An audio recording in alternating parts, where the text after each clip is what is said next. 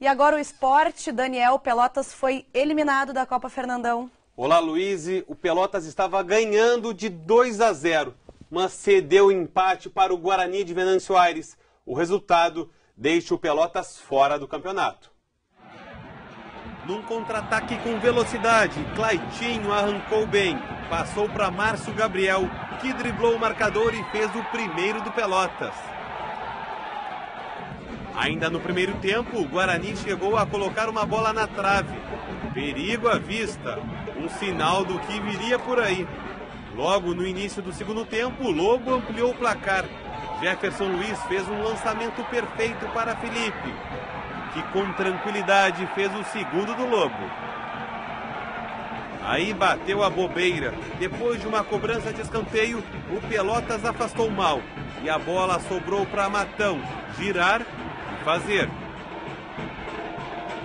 E aos 33 minutos veio o gol da eliminação do Pelotas. Paulinho chutou, a bola desviou e foi para o fundo da rede. E como o empate não servia para o Pelotas, o time pressionou, teve algumas chances. Mas a festa foi do Guarani, classificado para a semifinal da Copa Fernandão.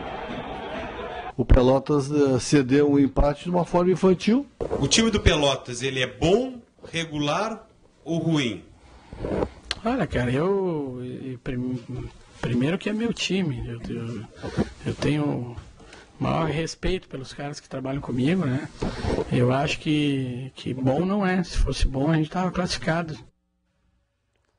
Agora é tudo ou nada na Série D do Campeonato Brasileiro. O Pelotas tem que vencer domingo o Boa Vista na Boca do Lobo e torcer para que o Metropolitano tropece contra o líder Londrina. Aí sim o Lobo segue respirando na competição. Amanhã aqui no Jornal do Almoço a gente mostra os preparativos do Brasil na Série D do Brasileiro.